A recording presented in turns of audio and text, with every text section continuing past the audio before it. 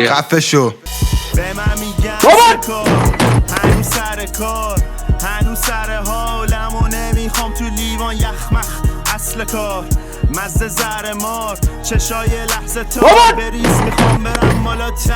روزی که شروع کردم قلمو گذاشتم روی خودکش مادر جنده خورتو گاییدم کیرم سرورتون دیگه نمیام. شدم خودم ساختم بقیه جیغ زدم گلم دادم ولی انقدر حریف نداشتم آخر خودم به خودم باختم. جمع جور کردم و رفتم میده روزی که برگردم. فکر نکنی بی خیالم خشاب حالیه بذار تیر بیارم وقتی که دیگه دیدم و کسی وای نیستم پشت در اصلی. خودکش مادر جنده خورتو گاییدم کیرم سرورتون دیگه نمیام.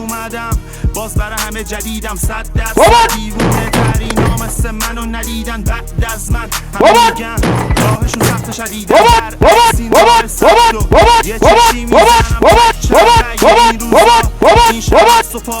خودکش مادر جنده خورتو گاییدم کیرم سرورتون دیگه نمیام. آز شام یا 7 و 4م وایستا تا بیاد ریور بفهمی چرا 5 ستار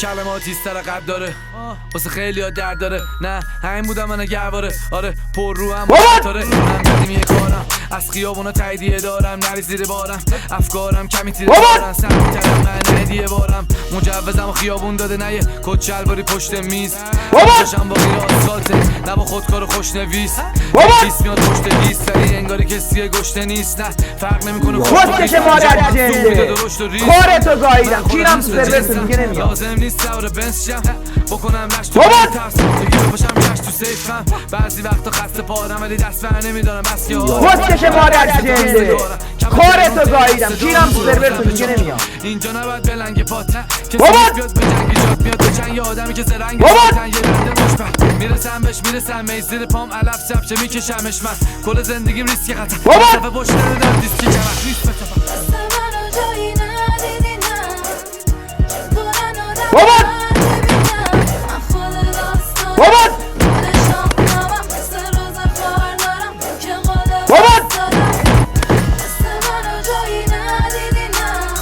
خودکش مادر جنده خورتو گاییدم کیرم سرورتون دیگه نمیام.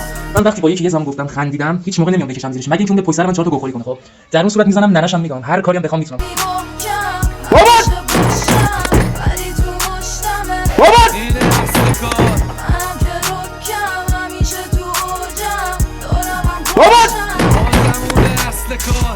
هنو اصل کار ته هنو سر حال نمیخوام تو لیوان یخمخ اصل کار فقط سک دادا آمدم میخوام برم مثل جت بالا